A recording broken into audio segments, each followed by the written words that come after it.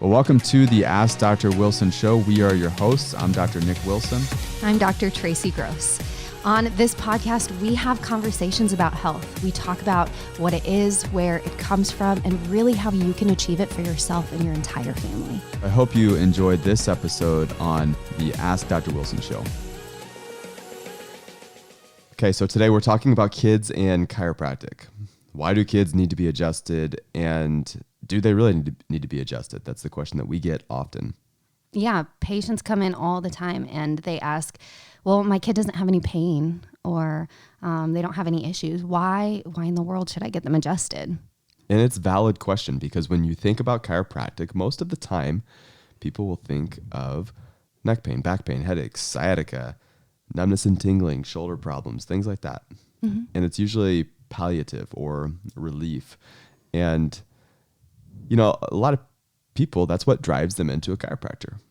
And that's what drives them into our clinic oftentimes is that there's some type of ache or pain or problem. Right. And usually kids don't have those aches, pains, and problems. Yeah. And so the question is, why do they need it then? Yeah, I think that a lot of people are taught when it comes to their health to be reactive about it. So we wait until a problem comes up when you can really take the more proactive approach and check kids. A lot of the adults that we see in our clinic, they have problems that started back when they were kids. Mm-hmm. These are issues that happened from any number of things, from playing on the playground, from injuries, from sports, from even a traumatic birth. We have adults that come in and they had traumatic births as babies, and that caused damage in their spine and their nervous system that didn't show up as symptomatology until they were well into adulthood. Mm-hmm. So really, getting kids checked it's just the right thing to do because it can prevent them from ever having to go down the road of sickness and disease. And really, it increases their life potential because when you think about people who are sick and they're suffering and they're in pain, are they really living their life to the fullest? No, they're not. Think about all of the things that they could have done or could have been had they not had to deal with pain. And if we can set up kids from the very beginning to never have to go down that road, then you are giving your child the best chance at living to their greatest. Mm-hmm. I think about how many times you and I have conversations with a person, 55 years old, and we're looking at that person's spine. We had this it was probably 2 weeks ago. I remember it was a later night on a Wednesday, and I'm meeting with this person, and it's him and his wife, and I'm going through the x-rays, and it's very clear that the problems that I'm seeing on these x-rays had to be decades ago. Like literally probably 40 years ago. And we can see that because of the amount of degeneration or arthritis that had built up there. And he was asking questions like, where did this come from? How did this get here? And I can't just look at an x-ray and it's not a crystal 8 ball. Right. You know, I can't see, well, you definitely had an accident when you were 15 or something like that. However, the length of time the problem exists there does actually show up on the x-ray. The amount of arthritis that exists does show up on the x-ray. So very much like when you cut a tree open, you can see the rings and they can kind of date how old the tree is. Well, the same thing with the spine. When the spine has been degenerated for such a long time, there's been a problem. It's not just an old age thing. It's that the problem has existed for a while and it's not been corrected.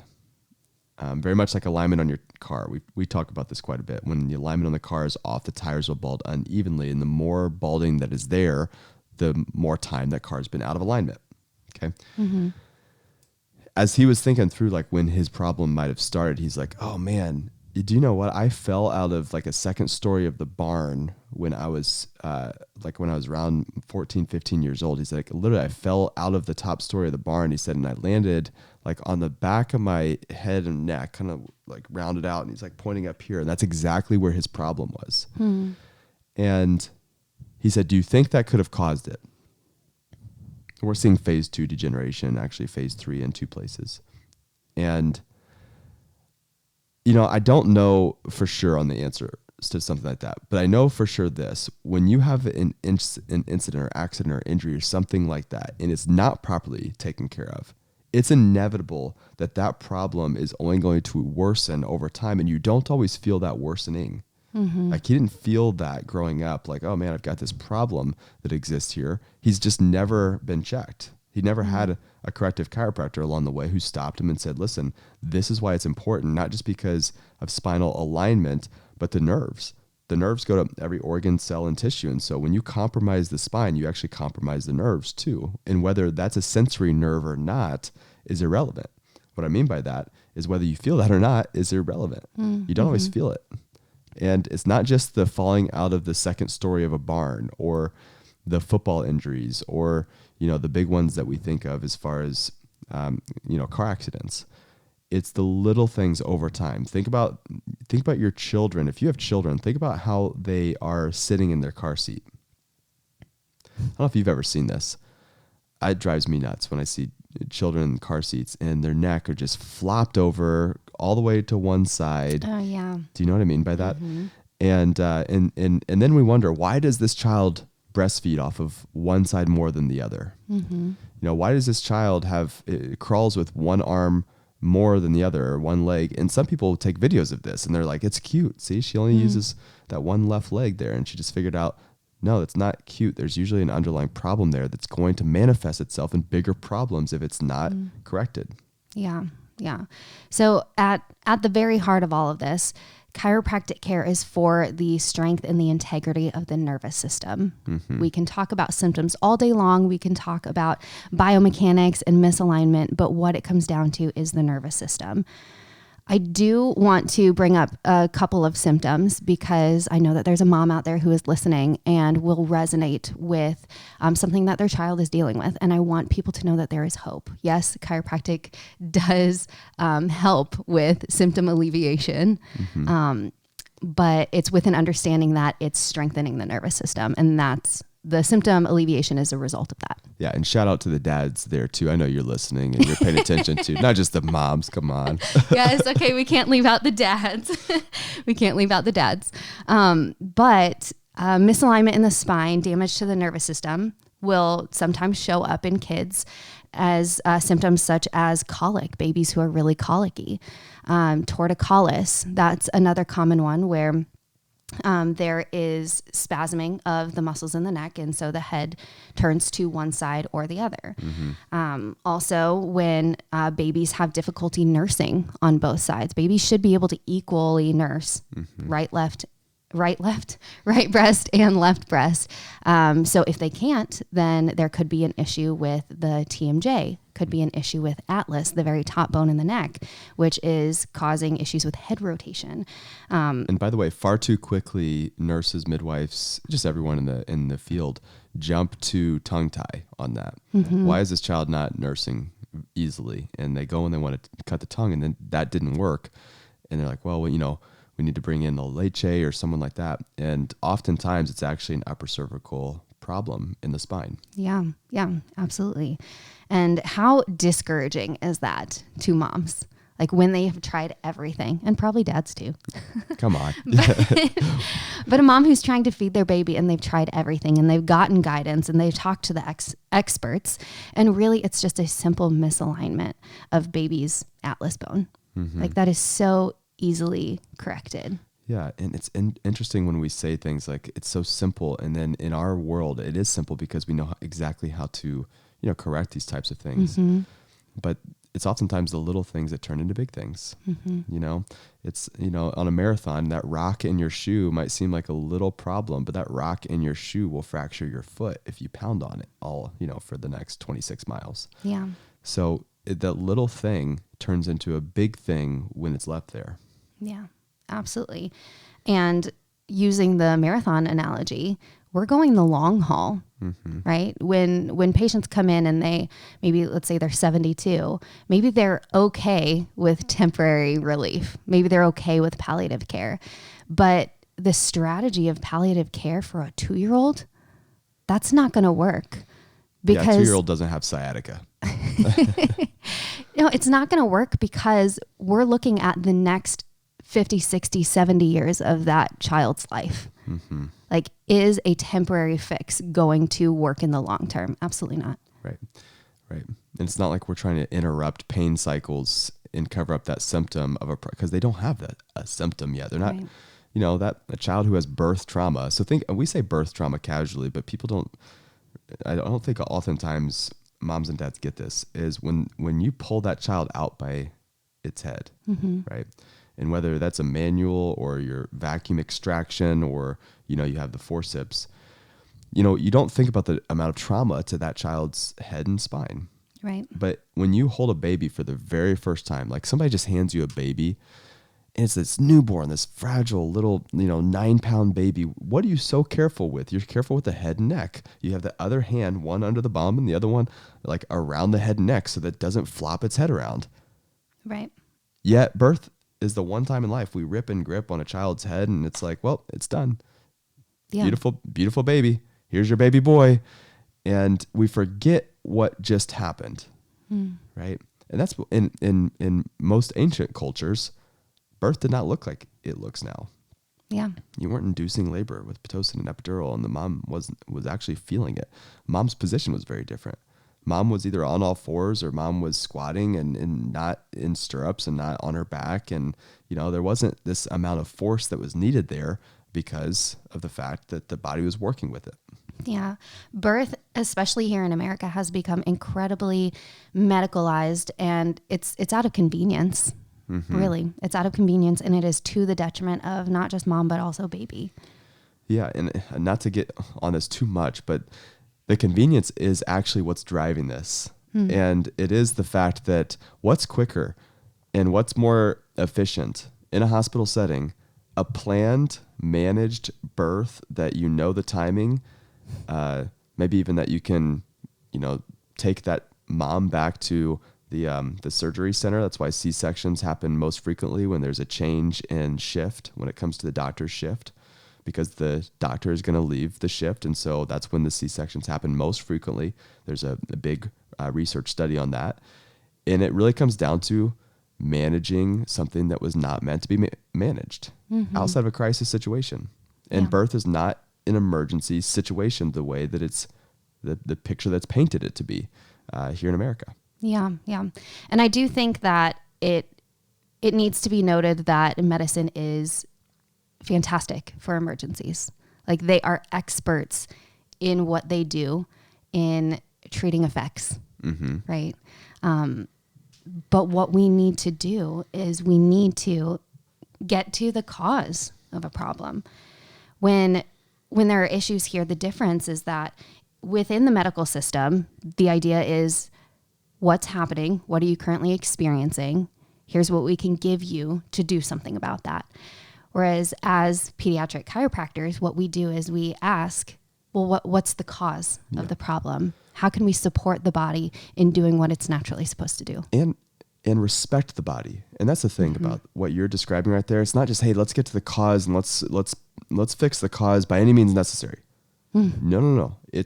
No, we're going to respect the body and work with the body to do what it's supposed to do and consider some of the intentions of what the body was actually trying to do in the first place. Right. I'm going to work with you here and not try to trick you, body, into doing what I think you should do and the timing that I think you should do it. Yeah. And I think that this is a huge mindset shift for a lot of people, is that symptoms are actually good things. They are actually working in our favor. So what you're talking about is really just honoring our symptoms. They're our body's way of telling us what needs our attention and telling us that it's working. Really, every symptom that we experience is the nervous system and the immune system trying to keep us from dying.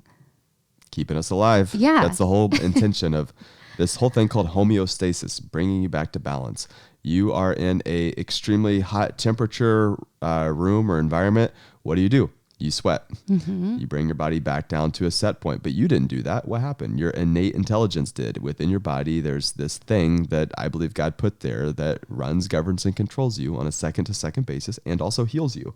Yeah. And it's interesting that you can actually tap into innate and read innate on some level with reflexes and things like this. And there's certain neurological signs and milestones, even with children, that you can kind of tap into, and with understanding, you can read these. And let's teach them some of these things, because this is important for kids, for parents and for ultimately children. What are some of these neurological signs and milestones? Yes. I'm so excited that we're talking about kids today, because this is like where my whole entire heart lives. Kids develop in a predictable way. And there are certain milestones that I'm sure everyone knows. Pediatrician will say that they have to be doing tummy time, then they crawl, then they stand, and then they walk, and then they talk. The thing about it is that those are called milestones for a reason, and they are in that order for a reason. Earlier, you were talking about kids crawling, and some people think that it's so great that their kid just started walking. Was on the floor and then pulled themselves up and started walking. They think that my kid is so advanced, they didn't even have to crawl. But really, crawling is a huge milestone because it's development for the brain. You gotta push that kid over. Kid starts walking before crawling, push him over. Well, moms come in and they'll tell me that, and I tell them every time your child stands up, because they are not at a year yet. Encourage them every time they stand up, put them back on all fours, make them crawl longer. Well, if they're skipping the crawling. So if a child is just like never crawled and just all of a sudden started. Right. Because what happens is the aunts or uncles or grandma or grandpa or older brother and sister will take that child by the hands and kind of lift them up and start walking with them. And that you don't want that. You actually don't want that yet. If that child's not, mastered crawling and crawling quickly. Because even just biomechanically, the femur, the hips, they're just not ready for that. Neurologically, they're not necessarily ready for that. And that's why you don't do bouncers either. Before a child is ready before a child is walking, weight bearing, you're not putting him in one of those bouncer, I'm talking about those bouncer seats? Yeah. You can hang it in like a doorway and all this stuff. And they've got advanced ones now, I get it. But that their body's just not ready for that. And I know it can be like a convenient way to go vacuum. The child is like stuck there. So Get your chores done. Right. Yeah. But neurologically, you don't want that, because you're going to cause potentially skipping of milestones and developmental delays and problems with even bowing of the legs can be problematic if that child is standing too soon and walking when that child's not ready for that. Yeah. And that's what it looks like biomechanically, but it's a deeper issue, because that crawling pattern, that cross crawl, that activates neurological pathways, meaning strengthens right brain, left brain. And when a baby's born, they only use about 25% of their brain. Really, it's just their brainstem, which is the most primitive. It is the lowest level of brain power that you can have. A baby has to develop the other 75% of their brain during their life as they are growing into toddler age and then childhood age. Now, kids, when they get older and they learn how to read and take in information, that's how they develop the higher parts of the brain. But the vast majority of brain development happens within the first year or two of life. And the only way that kids get that input is through movement, through experiencing their environment, through sensation and feeling carpet and wood and earth.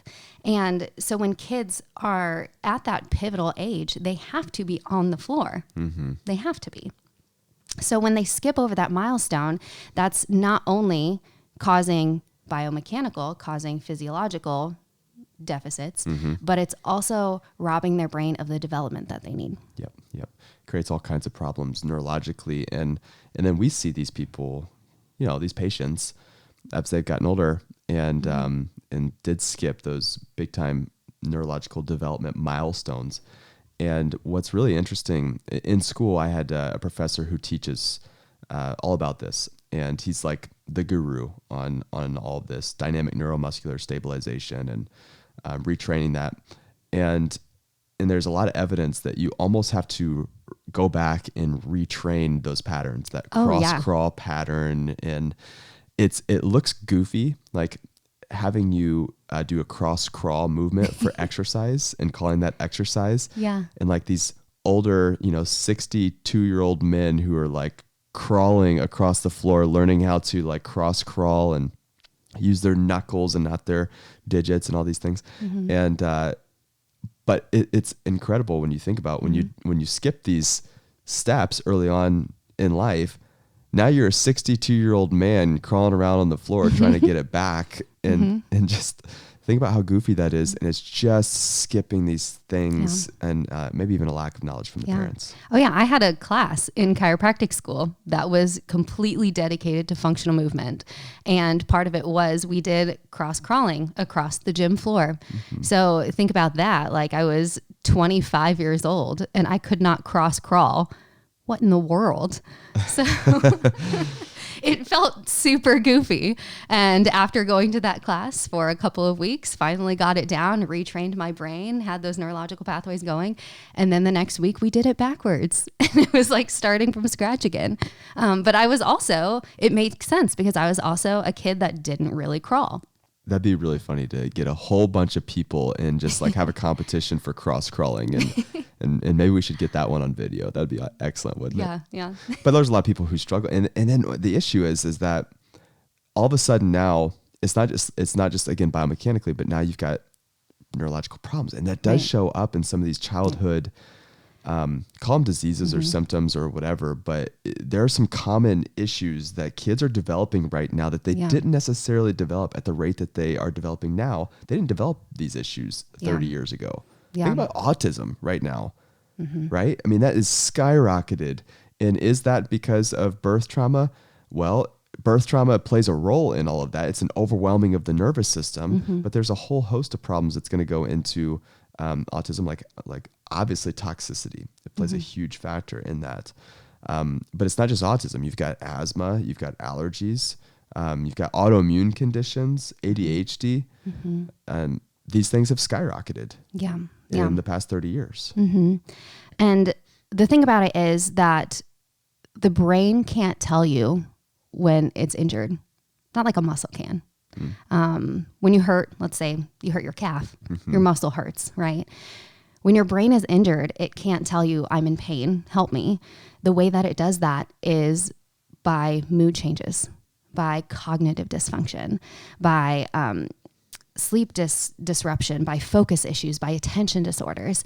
All of these things are your brain telling you that there's a problem, whether it's from skipping of milestones, whether it's from damage to the nervous system, misalignment in the spine that's affecting all of that.